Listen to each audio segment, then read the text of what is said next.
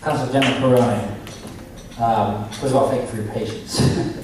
Etc. No, by all means.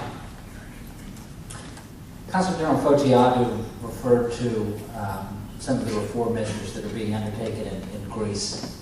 There's a notion, true or not, that I'm sure you've all seen exists in American minds about how European economies are structured.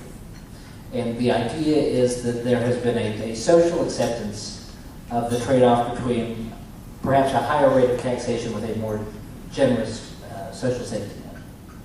True or not?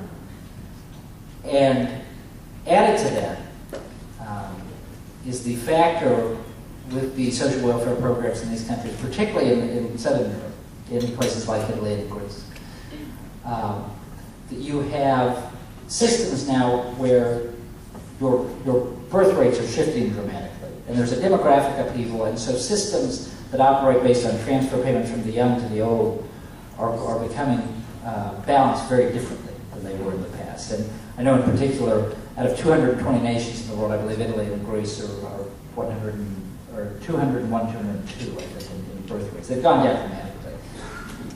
When you look at the future of your country and others in the region, is that something that can be solved by incremental tinkering in the system, or do you guys have to rethink the way these things are structured and create new policy solutions that don't really track what you've done in the past? Thank you, Troy. I'm the last to arrive in Los Angeles. It's just fair that I'm the last to speak, so I accept that.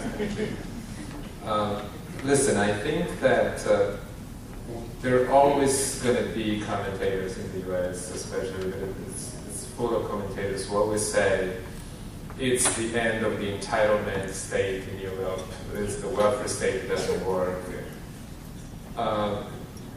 Yes, you can make this case, you can make the opposite case. As a matter of fact, actually, what you are seeing now is that many European countries, starting with Greece, but now everyone, is undertaking very rigorous reforms to change the way their economy works. You're seeing that Italy, my country, we had the changing government in the last few months of last year, and the new government undertook a very serious effort of reform. They adopted a new austerity package that is quite significant. So the issue, I'm not so convinced either that it's a debt crisis. Yes, we have a very high debt per GDP ratio, but if you look in general, if you look at the overall figure, US versus Europe, I'm not sure that this is true, because the US has a higher GDP versus the debt ratio in Europe, on average. And so, in my country, we were pretty calm until the fall of 2010 and 11, sorry. And then all of a sudden, the markets started targeting Italy. They started first with Portugal, with Greece, Spain, Portugal, Italy. And the reason why I'm saying that it's not so much about that, it's because, for example, take Portugal. Portugal was a country that had, I think, like 60% ratio GDP versus debt. With that ratio, you cannot call it a debt crisis. The crisis was that the markets were nervous because they thought that Portugal was not growing enough. So I think that this crisis is a little bit of that crisis, but it's also, you have to frame it within the general international crisis, the recession that you have. It's that combined with growth. The problem for my country is that we don't grow enough, but we have the rest of the fundamentals for our economy were good. And the rest of the fundamentals for the European economy are good. So it's, like Wolfgang was saying before, it's a crisis of trust. It's about convincing the markets that Europe can, is able to deal with this crisis, is able to intervene,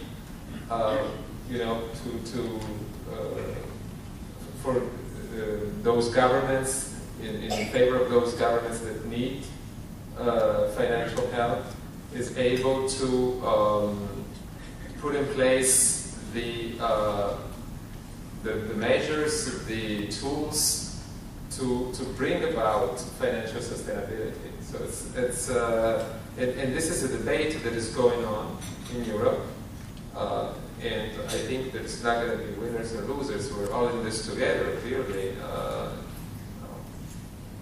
If the euro falls apart, it's not just the southern countries that will fall apart, but it's the entire European design. This is clearly not going to happen because it's in the interest of nobody. And to answer to your question about demographic trends, it's a very important factor that worries us very much. And actually, one of our biggest problems in Italy was the fact that the pension system was not sustainable. So there have been successive reforms, and the latest one was approved by the new government Mario Monti. And I think that with the new reform, we have achieved sustainability in the long term at the price of high sacrifices, clearly. High sacrifices that were tolerated by the people of Italy. There have been some protests. There has been clearly criticism, as is normal in a democratic country. But overall, I would say that Italians have understood that this is a moment of crisis that can be turned into a moment of opportunity.